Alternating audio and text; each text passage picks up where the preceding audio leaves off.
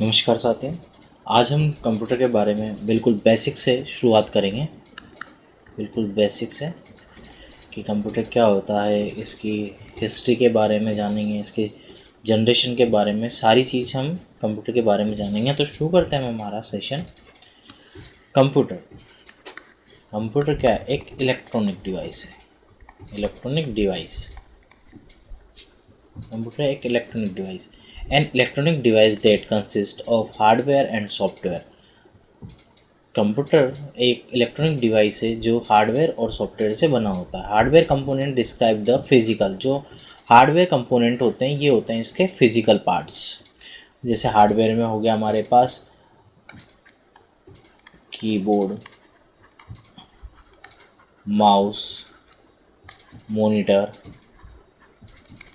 Etcetera, ये सारे हो गए हमारे पास hardware. Software control hardware and run the operating system, different programs and applications. जो सॉफ्टवेयर होते हैं वो हार्डवेयर को रन करने के लिए या फिर उनको चलाने के लिए एक एनवायरनमेंट प्रदान करते हैं। और ऑपरेटिंग सिस्टम जो हमारे पास एक सिस्टम सॉफ्टवेयर होता है, सिस्टम सॉफ्टवेयर।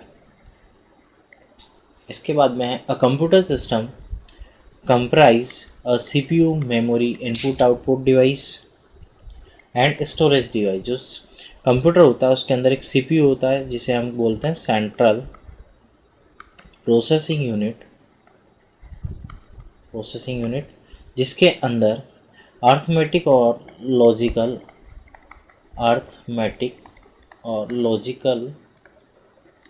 परफॉर्म किए जाते हैं। इसके बाद में है इसमें मेमोरी, इनपुट आउटपुट डिवाइस होते हैं, स्टोरेज डिवाइस होते हैं जहाँ से हम हमारा डेटा स्टोरेज कर सकते हैं। इनपुट जिससे हम कंप्यूटर के अंदर कुछ भी डेटा जो हमारी तरफ से इनपुट दिया होता है वो करते हैं। आउटपुट जो हमें जो इनपुट डेटा दिया हुआ होता है उसको प्रोसेस करके जो हमें प्राप्त होता है वो है एक आउटपुट। आउटपुट दो टाइप के हो सकते हैं, एक तो जो होता है हमारे पास सॉफ्ट कॉपी के रूप में, एक हार्ड कॉपी के रूप में। सॉफ्ट कॉपी के रूप में भी हम आउटपुट ले सकते हैं एंड हार्ड कॉपी के रूप में भी हम आउटपुट ले सकते हैं। अब देखते हैं हम computer. A programmable device, electronic device design to accept data from prescribed mathematical and logical operations at high speed and display the result of these operations। जो कंप्यूटर होता है एक प्रोग्रामेबल इलेक्ट्रॉनिक्स डिवाइस है जो डेटा को accept करता है via input devices. जो हम इनपुट डिवाइस के थ्रू जो डेटा इनपुट डिवाइस जो इनपुट देंगे वो एक्सेप्ट करेगा, और जो सीपीयू है उस पर मैथमेटिकल और लॉजिकल ऑपरेशंस होंगे। उसके बाद में वो हमें जो आउटपुट डिवाइस है हमारे, जैसे मॉनिटर हो गया, प्रिंटर हो गया, इसके थ्रू हमें वो एक रिजल्ट के रूप में दिख जाएंगे। नेक्स्ट देखते हैं। अब आता है व्हाट इज़ कंप्यूटर। हम कंप्यूटर के बारे में देख लेते हैं। कंप्यूटर क्या है? जैसा अभी हमने देखा था, a computer is a programmable electronic device that accept raw data as input and process it a set of instructions, या इसे हम अ सेट ऑफ इंस्ट्रक्शन को बोल सकते हैं, program to produce the result as output.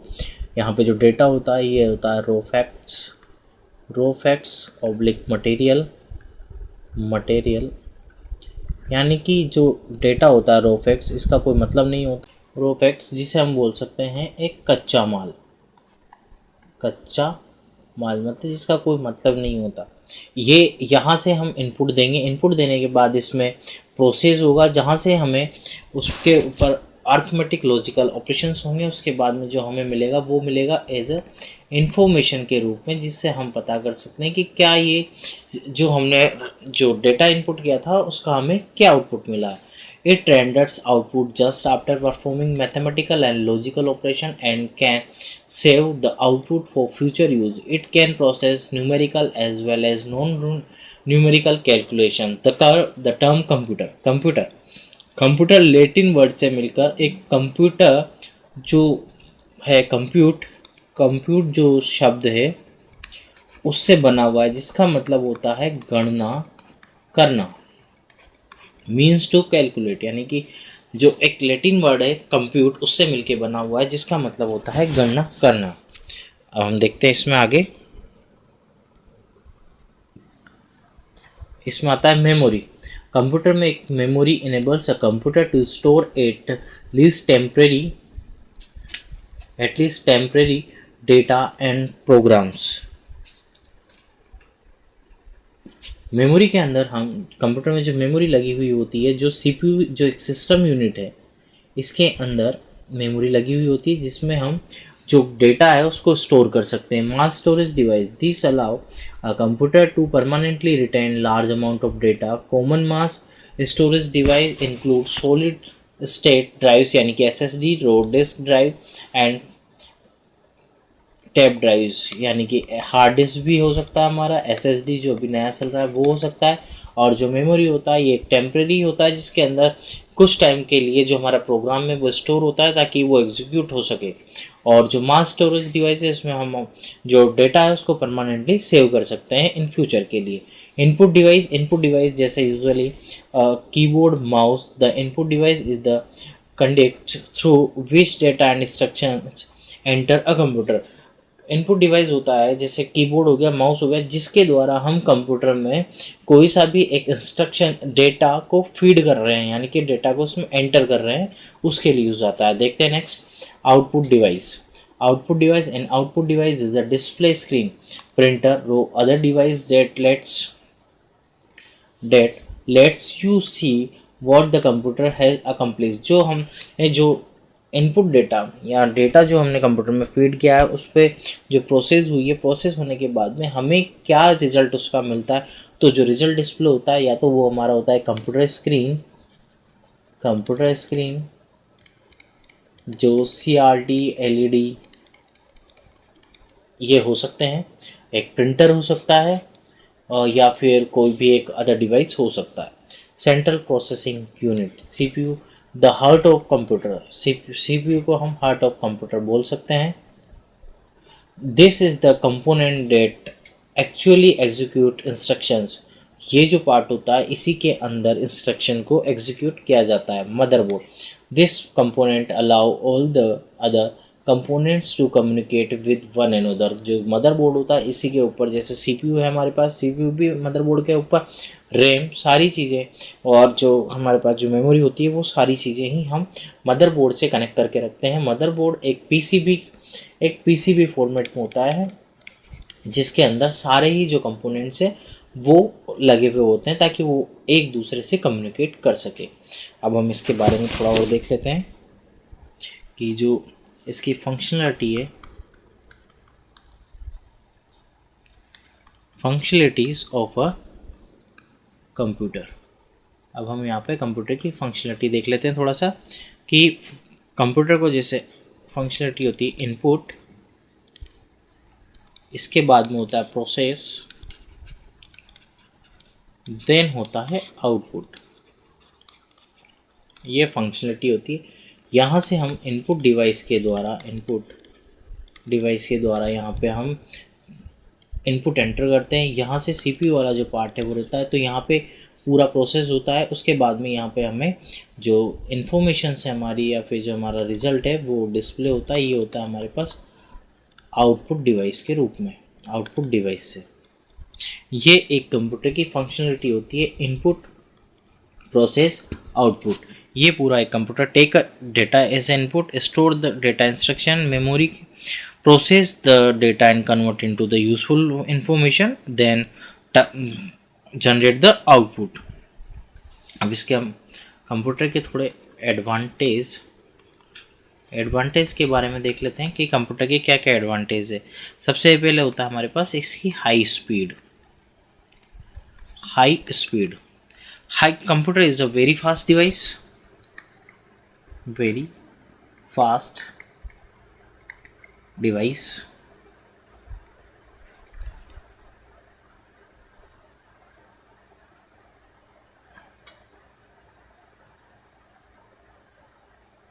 Computer is a very fast device. It is capable to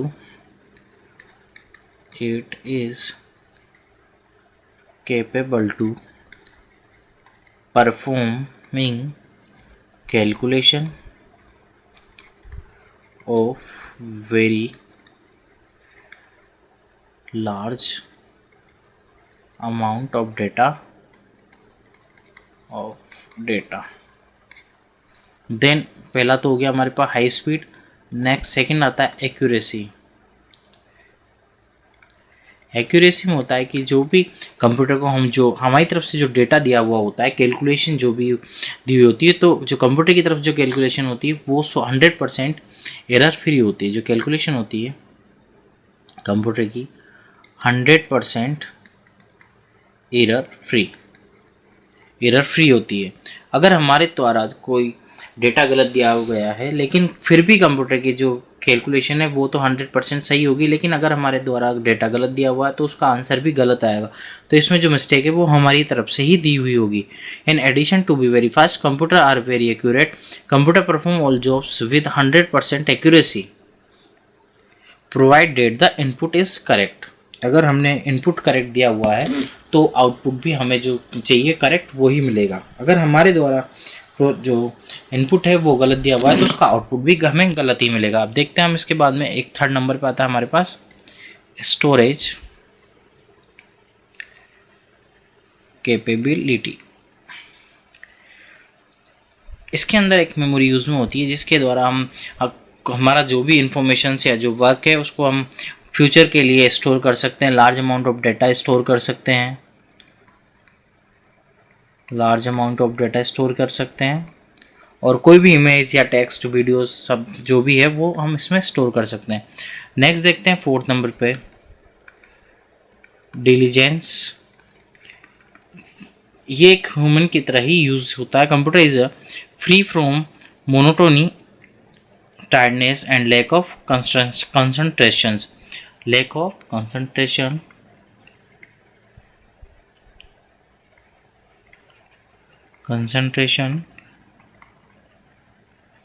tiredness, it work continuously, it work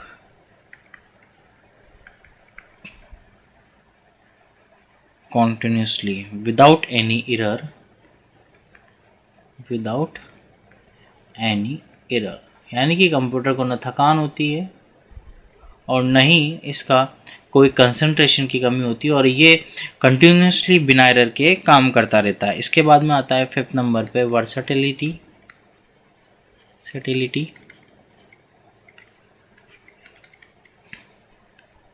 very versatile machine होती है ये, एक flexible in performing jobs to be done.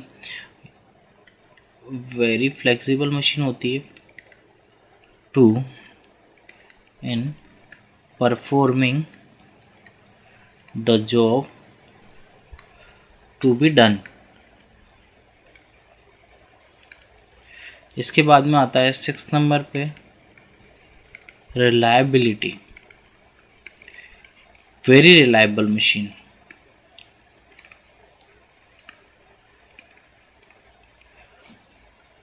modern electronics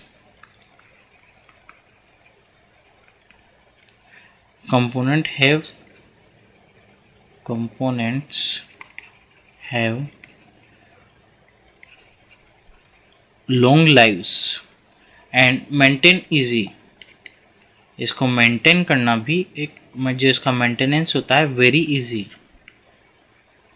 इसके बाद में आता है 7 number पे ऑटोमेशन।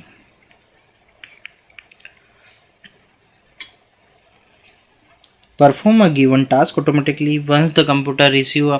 कोई सा भी एक प्रोग्राम जब हम इसे एंटर कर देते तो उसके बाद में ऑटोमेटिकली उस पर टास्क परफॉर्म करता है हमारे द्वारा दिए गए इनपुट्स पे। फिर उसको program is store in the computer memory, then the program and instruction can control the program execution without human instruction. Human जो इंस्ट्रक्शन है उसके बिना ये प्रोग्राम उसका कंप्लीट कर लेता है। इसके बाद में आता है रिडक्शन, जो 8 नंबर होता है इसका, ये आता है हमारे पास reduction in paper work and cost. जब हम कंप्यूटर पर वर्क करते हैं तो इसी में ही हम डेटा को स्टोर करके रख देते हैं। जो भी हमारी इन्फॉर्मेशन होती है वो हम डेटा के अंदर स्टोर करके रख सकते हैं, जिससे हमारे पास पेपर की जो यूज़ है वो कम होते हैं, जिससे हमारे पास पेपर की जो कॉस्ट है और जो पेपर का जो वर्क है वो कम हो जाता है, और इन फ्यूचर के लिए भी हम इसमें डेटा सेव करके रख सकते हैं। अब नेक्स्ट देखते हैं हम इसके डिसएडवांटेज कि कंप्यूटर के क्या क्या डिसएडवांटेज होते हैं। कंप्यूटर है नो आईक्यू, कंप्यूटर के अंदर कोई आईक्यू नहीं होती है। Computer is a machine that has no intelligence to perform any task, यानी कि ये हमारे द्वारा दिए हुए इनपुट पे ही ये जो टास्क है वो परफॉर्म करेगा, खुद की तरफ से कोई टास्क परफॉर्म नहीं करता। इस instruction has to be given to the computer, हर इंस्ट्रक्शन हमारे द्वारा कंप्यूटर को दिए जाते हैं और कंप्यूटर खुद की तरफ से कोई भी डिसीजन नहीं ले सकता। इसके बाद में आता है डिपेंडेंसी। डिपेंडेंसी, कंप्यूटर की जो डिपेंडेंसी है वो एक ह्यूमन पर डिपेंड है, फुली ह्यूमन पर डिपेंड है। जब तक इनपुट या कोई सा भी प्रोसेस नहीं किया जाएगा, जब तक कंप्यूटर उस पर कोई प्रोग्राम नहीं, कोई सा भी जो प्रोसेस है वो परफॉर्म नहीं कर सकता। उसके बाद में आता है एक एनवायरनमेंट, एक डस्ट फ्री और सूटेबल इसको एनवायरनमेंट दिया जाता है। इसके बाद में आता है no feelings, computer have no feel or emotions, no feel or oblique emotions.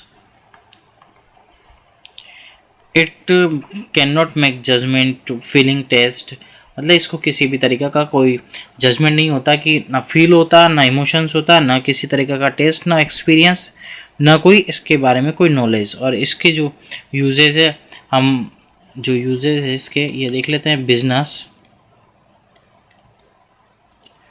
Banking sector हो गया,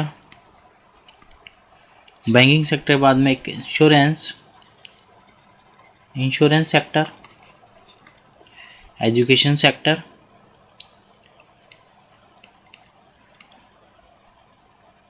marketing sector, health care centre या सेक्टर। इसके बाद में इंजीनियरिंग डिज़ाइनिंग, मिलिट्री, कम्युनिकेशन।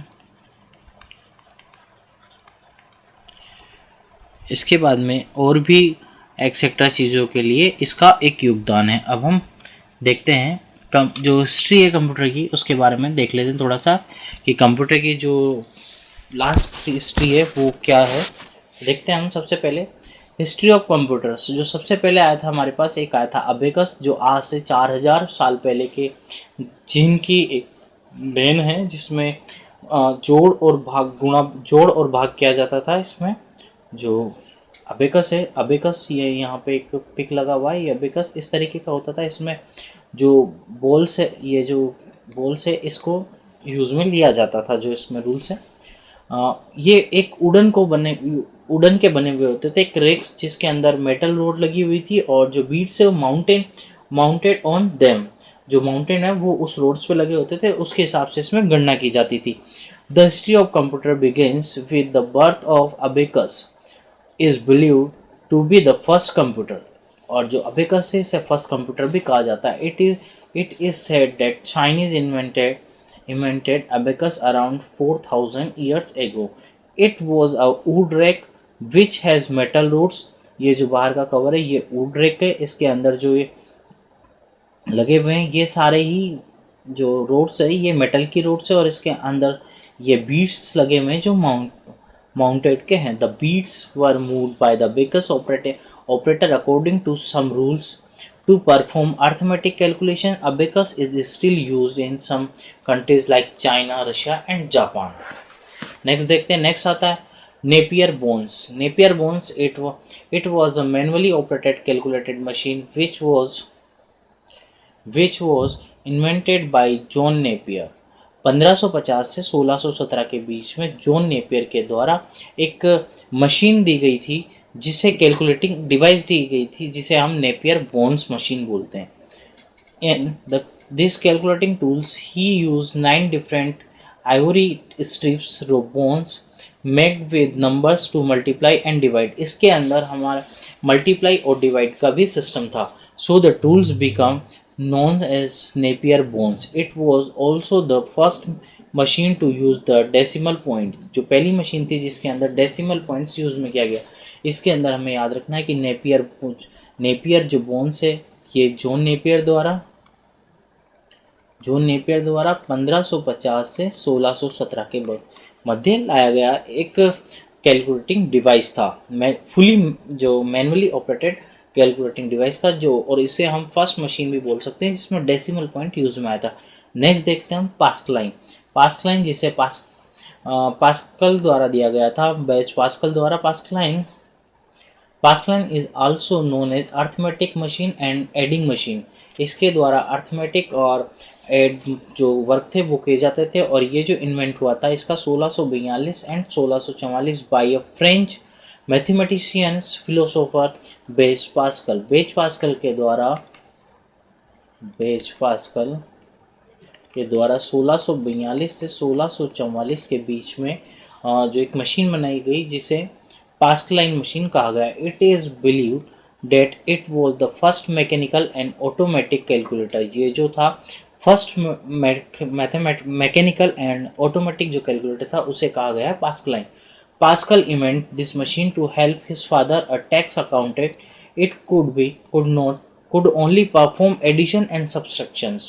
जो मशीन थी इसके अंदर ओनली एडिशन एंड सब्सट्रैक्शन ही हो सकता था। इट वो was a wooden box with a series of gears and wheels. ये यहाँ पे गियर्स, ये व्हील्स लगे हुए हैं, इसके सहायता से इसमें जो एडिशन और सब्सट्रैक्शन है वो किए जाते थे। When a wheel is rotated one revolution, it rotates the neighboring wheel. A series of windows is given on the top of the wheel to read the totals. यहाँ पे जो व्हील्स लगे हुए हैं इनके थ्रू इसमें एडिंग और subtraction का कार्य किया जाता था। नेक्स्ट आता है स्टेप्ड रेक्नोर रो लेबनीज व्हील। इसे हम लेबनीज की कंप्यूटर भी बोल सकते हैं। It was developed by a German mathematician philosopher Gottfried Wilhelm Leibniz in 1673। इसे हम लेबनीज का कंप्यूटर भी कह सकते हैं, लेबनीज कंप्यूटर जो आया था 1673 के अंदर।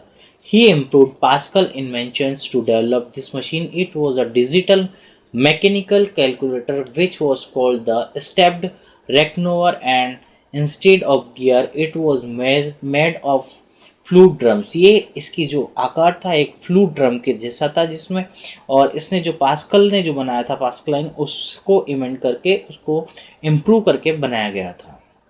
नेक्स्ट चलते हैं डिफरेंस इंजन, जिसे चार्ल्स बेबेज द्वारा बनाया गया था। चार्ल्स बेबेज द्वारा बनाया गया, और इन्हें ही फादर ऑफ कंप्यूटर भी कहा जाता है, father of computer. In the earlier 1820s 1820s it was designed by Charles Babbage, who is the known as father of modern computer. It was a mechanical computer which could perform simple calculation. It was a steam-driven calculator machines designed to solve table of numbers like logarithm tables. पहला एक ऐसा mechanical computer था, first mechanical computer भी हम इसे बोल सकते हैं, जिसे डिफरेंस इंजन बोला गया, जिसके अंदर लॉगरिथम टेबल्स का यूज़ किया गया, जिसके द्वारा हम लॉगरिथम टेबल्स को सोल्व कर सकते थे। और ये बनाया गया था चार्ल्स बेबेज के द्वारा 1820वीं ईस्वी में, जिससे, और चार्ल्स बेबेज को हम फादर ऑफ मॉडर्न कंप्यूटर भी बोलते हैं। नेक्स्ट चलते हैं एनालिटिकल इंजन, जिसे मैकेनिकल कंप्यूटर भी बोल सकते हैं, जिसमें हम पंच कार्ड का, जिसके अंदर पंच कार्ड का यूज़ में लिया गया, पंच कार्ड को यूज़ में लिया गया एज अ मेमोरी के रूप में। This calculating machine was also developed by Charles Babbage in 1830। It was a mechanical computer that use punch card as a input. Punch card as a input के रूप में use लिया गया। It was capable to solving any mathematical problem and storing information as a permanent memory. इसके अंदर punch card को as a input use में लिया गया और मेमोरी यूज़ में ली गई, जिसमें हम परमानेंट डेटा को सेव कर सकते थे, स्टोरिंग इन्फॉर्मेशंस। नेक्स्ट देखते हैं टेबुलेटिंग मशीन, जो एक हरमन होलेरथ जो था उसके द्वारा एक टेबल पे बनाई गई थी। तो देखते हैं इसके बारे में। It was invented in 1890s by Herman Hollerith. Herman Hollerith के द्वारा एक टेबुलेटिंग मशीन में an American statistician. It was mechanical tabulator based on punch card. ये भी जो था एक पंच कार्ड के ऊपर ही पंच कार्ड बेस्ड था। It could tabulate statistics and record or store data or information. This machine was used in the 1890 US सेंसियस जो 1890 के अंदर यूएस में जो जनगणना की गई थी उसके अंदर इस चीज़ का जो मशीन थी, टेबलेटिंग मशीन जिसमें पंच कार्ड लगा हुआ था, इसका यूज़ लिया गया और पंच कार्ड के द्वारा इसमें इनपुट करके उस टाइम 1890 में यूएस की जो जनगणना की गई उसमें इसका यूज़ किया गया था। Hollerith also start the Hollerith tabulating machine company which letter become international business machine. उस टाइम पे जो होलेरिथ ने एक कंपनी का नाम दिया होलेरिथ टेबलेटिंग मशीन, जिसे आगे चलकर एक आईबीएम जिसे हम बोलते हैं इंटरनेशनल बिजनेस मशीन, उसका नाम दिया गया 1924 में। तो क्वेश्चन इंपोर्टेंट बनता है कि 1924 के अंदर आईबीएम नाम किया गया किसका? होलेरिथ टेबलेटिंग मशीन कंपनी का नाम बाद में आईबीएम इंटरनेशनल बिजनेस मशीन किया गया। नेक्स्ट देखते हैं differential analyser. It was the first electronic computer.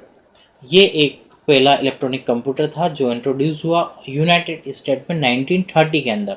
It was an analogue device invented by Vannevar Bush. This machine has vacuum tube to switch electrical signal to perform calculation. It could do 25 calculation in few minutes. ये एक 25 calculation को in few minute में solve कर सकती थी और इसके अंदर एक वैक्यूम ट्यूब लगाई गई थी। जो हमारी जो फर्स्ट जनरेशन थी उसमें वैक्यूम ट्यूब, तो यहाँ पे भी एक वैक्यूम ट्यूब का यूज लिया गया था। अब देखते हैं Mark 1। The next major changes in the history of computer begins in 1937 Howard Aiken planned to develop a machine that could perform calculation involving large number. In 1944, Mark I computer was built as a partnership between IBM जिसे international business machine कहा जाता है, and Howard. It was the first programmable digital computer. जो Mark 1 था ये सबसे पहला programmable digital computer था जिसे हम फर्स्ट जनरेशन का एक कंप्यूटर भी बोल सकते हैं। देखते हैं नेक्स्ट। अब हम आते हैं हमारे जनरेशन्स ऑफ कंप्यूटर। अभी तक हमने देखा था हिस्ट्री ऑफ कंप्यूटर, अब आते हैं हम जनरेशन ऑफ कंप्यूटर्स की। कंप्यूटर की कौन कौन सी जनरेशन थी। A generation of computer refers to the specific improvement in the computer technology with time. In 1946, electronic pathway called circuit were developed to perform the counting.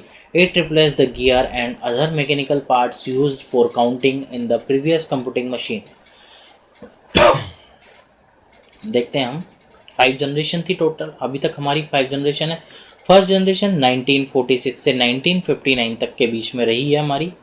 First generation है हमारी 1946 से 1959 के बीच में, जिसमें वैक्यूम ट्यूब का use किया गया। Then आता है सेकेंड जनरेशन 1959 से 1965 जिसमें ट्रांजिस्टर यूज में आया। नेक्स्ट थर्ड जनरेशन 1965 से 1971 जिसके अंदर हमने आईसी यूज में ली, सेमीकंडक्टर।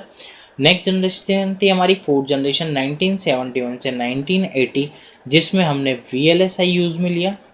नेक्स्ट थी फिफ्थ जनरेशन 1982 प्रेजेंट जिसके अंदर AI एंड ULSI यूज में लिया।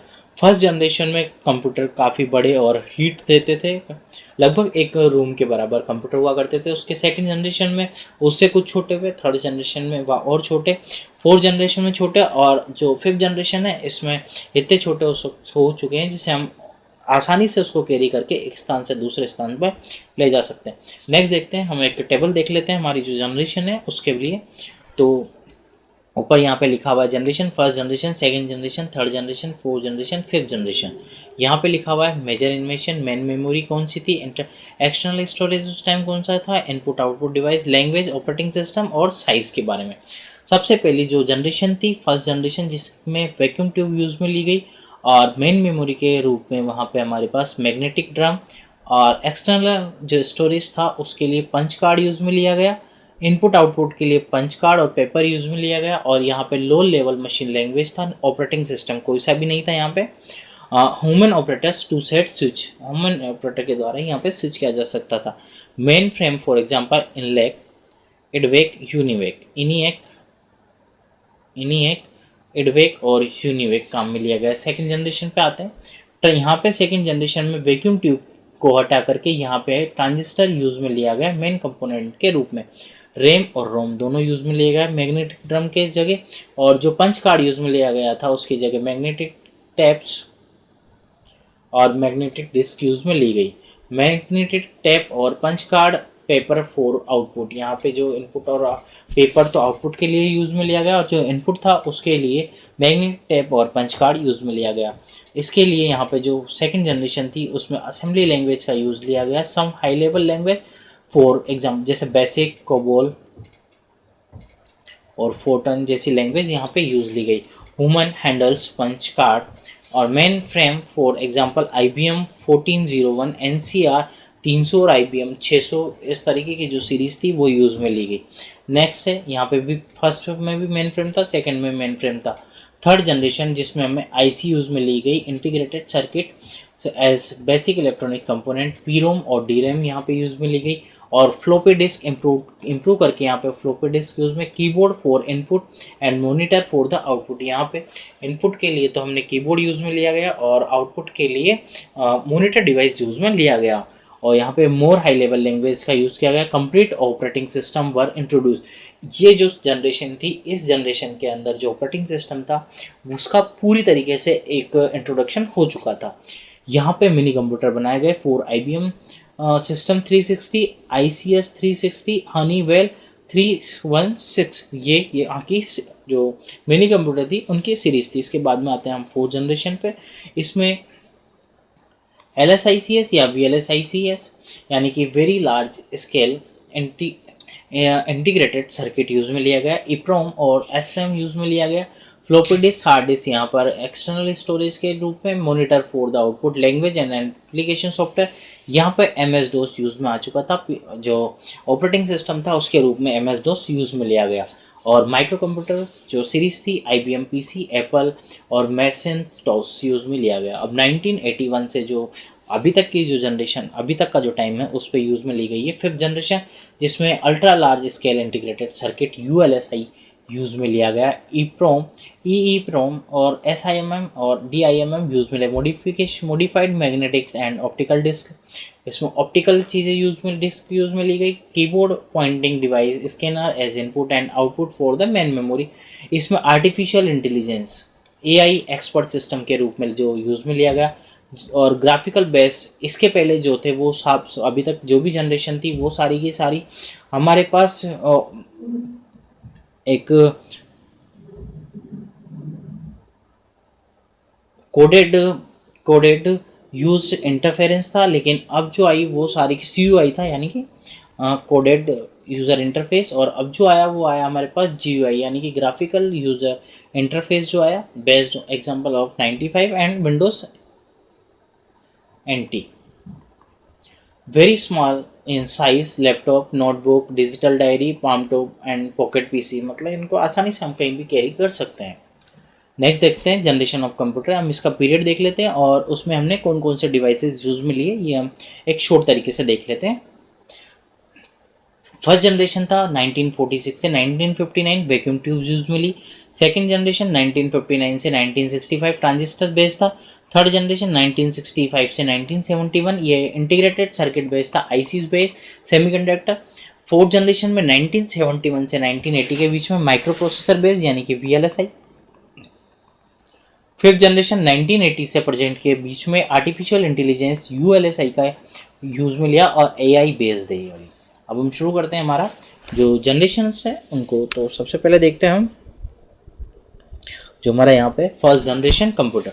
द फर्स्ट जनरेशन 1946 से 1959 computer were slow, huge and expensive. In this computer vacuum tube were used as the basic components of CPU and memory. यहाँ पे जो computer के लिए जो फर्स्ट जो जनरेशन थी ये काफ़ी बड़े कंप्यूटर होते थे और स्पीड इनकी स्लो होती थी और काफ़ी एक्सपेंसिव हुआ करते थे। जो कंप्यूटर थे इनके अंदर वैक्यूम ट्यूब यूज़ में ली गई थी और बेसिक कंपोनेंट्स यूज़ में लिए गए थे CPU एंड मेमोरी के लिए। This computer were mainly depend on the batch operating system. इस टाइम पे जो ऑपरेटिंग सिस्टम था बैच ऑपरेटिंग सिस्टम था एंड पंच कार्ड यूज़ में लिया गया था, यानी कि जो हुमे ने उसी के ही द्वारा यहाँ पे सारे काम किए गए थे।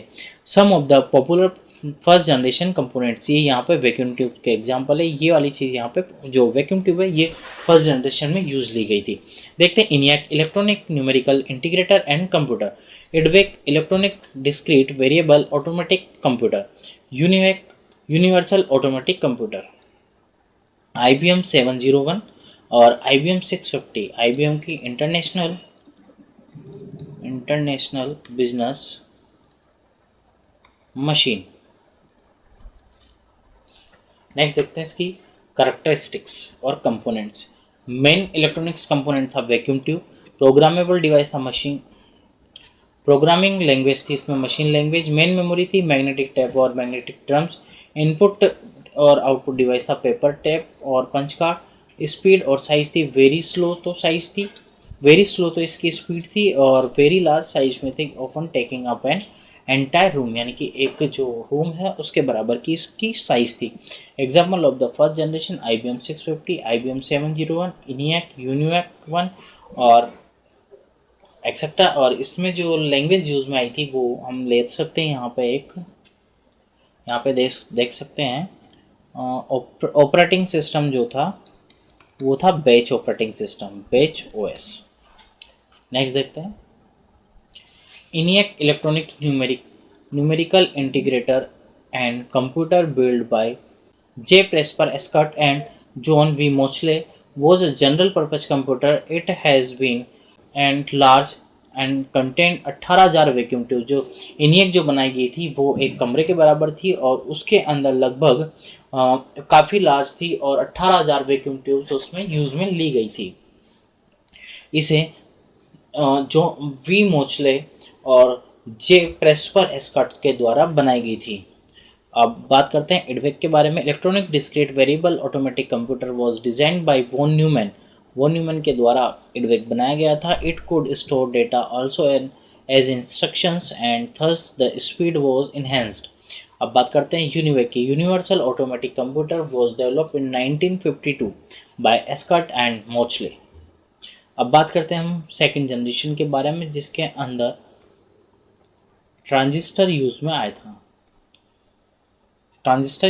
था। The second generation 1959 to 1965 was the era of the transistor computer. इसके पहले वाला जो एरा था वो था हमारे पास वैक्यूम ट्यूब का, अब आता है ट्रांजिस्टर का। These computer use transistor which was cheap, compact and consuming less power। जो लास्ट वाली जो जनरेशन थी उससे ये चीप थे और जो पावर थी वो कम लेते थे और उनसे थोड़े छोटे थे। It made transistor computer faster than the first generation computer. जो फर्स्ट जनरेशन कंप्यूटर थे उससे इस जनरेशन के कंप्यूटर फास्ट थे, छोटे थे और चीप थे। In this generation magnetic core were use the primary computer, primary memory and magnetic disk and tapes were use as the secondary storage. Secondary storage के लिए तो टेप्स मैग्नेटिक टेप यूज में लिए गए थे और magnetic disk as the primary memory के लिए यूज में लिए गए थे। असेंबली लैंग्वेज यहाँ पे यूज की गई थी। असेंबली लैंग्वेज प्रोग्रामिंग लाइक फोर्टेन 1956 में, एल्गोर 1958 में, कोबोल 1959 में यूज ली गई थी। And batch processing and multi programming operating system were use in this computer. ये जो जनरेशन थी इसके अंदर फोर्टन 1956 में, एल्गोर 1958 में और कोबोल 1959 में यूज में ली गई थी। इसके अंदर भी बैच प्रोसेसिंग जो ऑपरेटिंग सिस्टम था बैच प्रोसेसिंग यूज में लिया गया था, बट इसमें मल्टी प्रोग्रामिंग ऑपरेटिंग सिस्टम भी यूज में लिया गया था। अब देखते हैं हम इसमें कौन कौन से, ये यहाँ पे एक ट्रांजिस्टर है जो सेकंड जनरेशन में यूज में लिया गया था। Some of the popular second generation computers are, देख लेते हैं second generation computer. IBM 1620, IBM 7094, CDC 1604, CDC 3600 और UNIVAC 1106। ये सारे के सारे जो सेकंड जनरेशन कंप्यूटर है उसके एग्जाम्पल है। और यहाँ पे हमने जो यूज में लिया था वो लिया था ट्रांजिस्टर एज अ कंपोनेंट। जो फर्स्ट जनरेशन में हमने यूज में लिया हुआ था, फर्स्ट जनरेशन में लिया था हमने वैक्यूम ट्यूब। देखते हैं आगे। Transistor were invented in Bell Labs. The use of transistor made it possible to perform powerfully and with due speed. It reduced the dimension and the price, thankfully the warm truth विच वो generated by the vacuum tube. Vacuum tube की जगह हम ये जो transistor use में आया था, इससे ये इसकी जो साइज थी ये साइज कम हुई। और इसमें जो सेंट्रल प्रोसेसिंग यूनिट था memory programmable language and the input and output device also came into the force with the second generation. Second generation के अंदर programming language, central processing unit और इनपुट आउटपुट चीज़ें भी कुछ काम में आई थी। और जो यहाँ पे CDC है, इसका CDC control data corporation. Next चलते हैं, अब इसके देख लेते हैं इसमें एक हम शॉर्ट में कि क्या क्या चीज़ सेकंड जनरेशन में यूज़ में आई थी हमारे पास। तो हम एक शॉर्ट देख लेते हैं।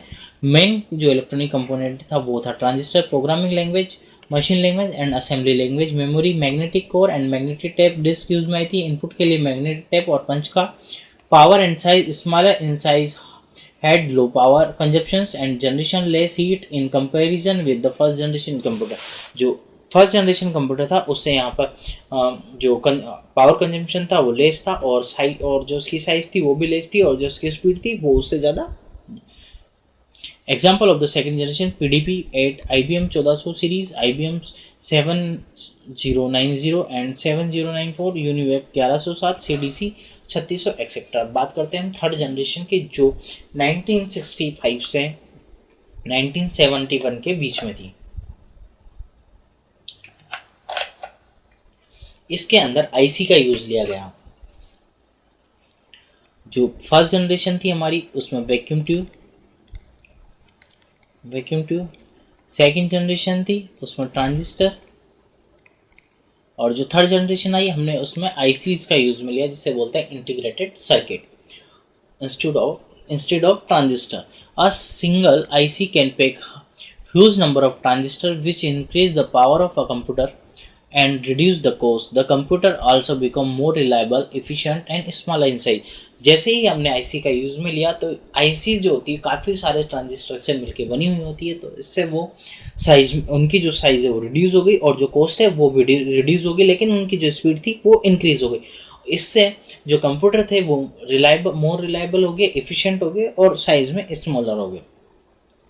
These generation computer use remote processing, time sharing, multiprogramming as operating system. और इस टाइम के जो थर्ड जनरेशन के जो ऑपरेटिंग सिस्टम थे वो रिमोट प्रोसेसिंग वाले थे, टाइम शेयरिंग वाले थे और मल्टी प्रोग्रामिंग वाले थे। Also the high level programming language like Fortran, second to fourth, COBOL, Pascal, PL1, ALGOL 68 were use in this generation. और इस जनरेशन में हाई लेवल जो प्रोग्रामिंग लैंग्वेज थी वो भी यूज में आई है।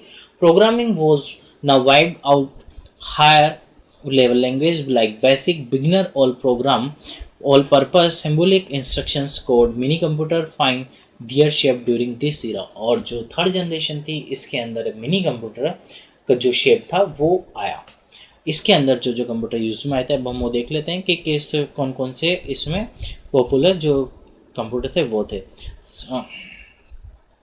IBM 360 series, Honeywell 6000 series, PDP personal data processor, IBM 370, 168, TDC 316, और ये जो ट्रांजिस्टर इंटीग्रेटेड सर्किट थे ये थे ICs। A single IC has many transistor, registers and capacitor built on one thin silicon slice of silicon। जो ये बने हुए थे ये सिलिकॉन के बने हुए थे। The value size was reduced and memory space and dealing efficiency were increased during this generation। अब हम देख लेते हैं पहले कि कौन कौन सी साइज के कंप्यूटर तो इसमें हुए थे। जो फर्स्ट जनरेशन थे इसमें ये एक रूम के बराबर के थे, इसके बाद में थोड़े ये साइज में कम होते गए, फिर ये एक जो शेप था ये मिनी कंप्यूटर का शेप आ गया। यहाँ पे मिनी कंप्यूटर थे और यहाँ पे हमारे पास जैसे लैपटॉप, पामटॉप वगैरह हम कर सकते हैं उस तरीके के कंप्यूटर आ गए। ये सारे कंप्यूटर की जनरेशन थी। तो हम देखते हैं जनरेशन की फोर्थ जो कंप्यूटर था उसके फोर्थ जनरेशन के बारे में। सबसे पहले हम जो इसकी करैक्टरिस्टिक्स और कंपोनेंट्स थे वो देख लेते हैं शॉर्ट में।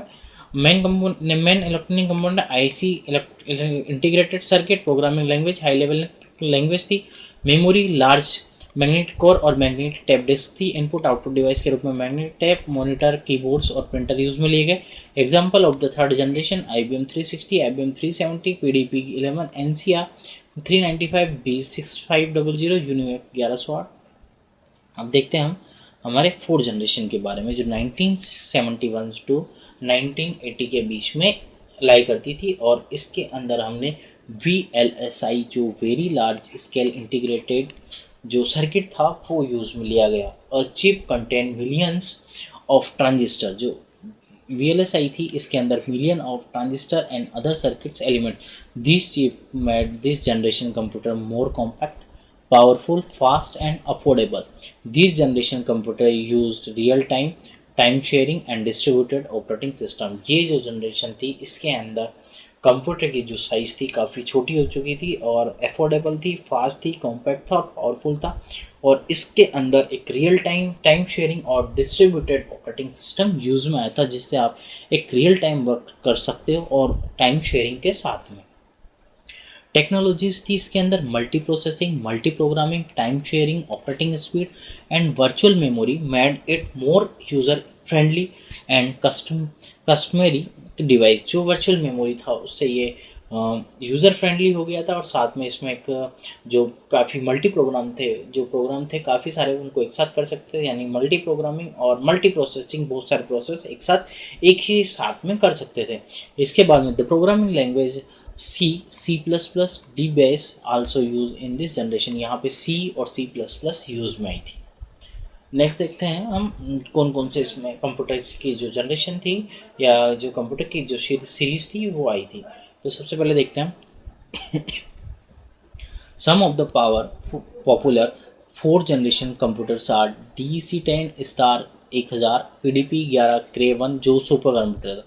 ये पहला सुपर कंप्यूटर था क्रे, सैमुअल क्रे द्वारा बनाया गया, और क्रे XMP ये भी एक सुपर कंप्यूटर। और ये रहा हमारे पास माइक्रो प्रोसेसर, जिसके ऊपर काफ़ी सारे कैपेसिटर्स, रजिस्टर्स और ट्रांजिस्टर्स लगे हुए हैं। इन द इंटेल 404 चिप्स, सबसे पहले जो आई थी Intel 404 chips, develop in 1971, locate all the components of the PCs from the central processing unit and memory to input output control on one chip and allowed the dimensions to reduce drastically। Next देखते हैं हम अब इसका shorts, जो भी अभी तक पढ़ा था हमने उसको थोड़ा सा एक शॉर्ट में। मेन इलेक्ट्रॉनिक्स जो कंपोनेंट्स थे उसके रूप में very large scale integrations, VLSI and the micro processor transistor on a single microchip.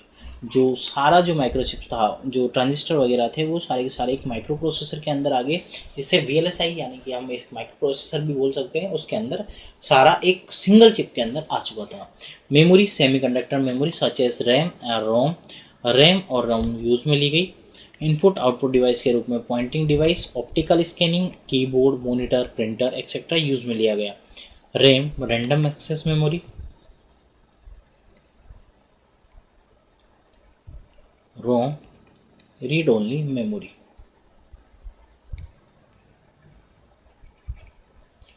Example of the fourth generation थे IBM PC star 1000, Apple second, Apple Macintosh और अल्टर 8800 एक्सेट्रा। अब देखते हैं हम हमारी last generation, fifth generation computer, जो 1980 से present तक अभी यूज़ में है।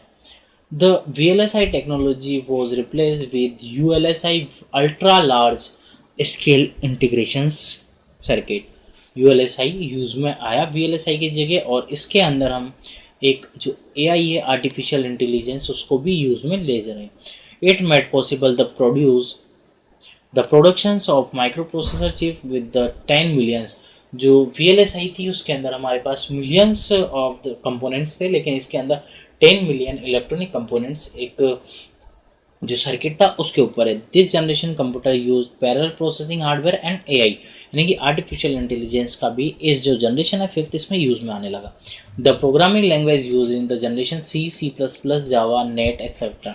C++, जावा और .NET वगैरह जो एक्सेट्रा जो प्रोग्रामिंग लैंग्वेज थी वो इस जनरेशन में यूज में ली जाने लगी। The speed is the highest, size is the smallest and the era of use the use has remarkably increase with in the fifth generation. जो फिफ्थ जनरेशन में था उसमें काफ़ी जो साइज़ थी वो स्मॉलेस्ट हो गई, जिसको हम एक स्थान से दूसरे स्थान तक ईजीली ट्रेवल कर सकते हैं, और जो स्पीड थी वो स्पीड काफ़ी हाई हो चुकी है।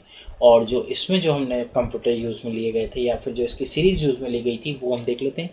डेस्कटॉप, और यहाँ पे एआई, ये रोबोटिक वाला है जो एआई यूज़ में लिया गया। Desktop, laptop, notebook, ultrabook, com book, ये सारी चीज़ें जो फिफ्थ जनरेशन है उसमें यूज़ ली गई। नेक्स्ट देखते हैं। It is often said that a big improvement has been seen to for because of the speed and accuracy of functioning care, but if we mention the dimension, it's been smaller over the years. The value is additionally dimensioning and reliability is increasing। जो ये वाला हीरा है इसके अंदर जो size है वो काफ़ी छोटी हो चुकी है, और उसके बाद में हमने इसमें आर्टिफिशियल इंटेलिजेंस भी यूज़ में लेना शुरू कर दिया। अब हम इसको शॉर्ट में देख लेते हैं एक बार, इसकी करैक्टरिस्टिक्स और कंपोनेंट्स देखते हैं। सबसे पहले मेन जो इलेक्ट्रॉनिक्स कंपोनेंट था वो based on artificial intelligence use the ultra large scale integrations technology and parallel processing method.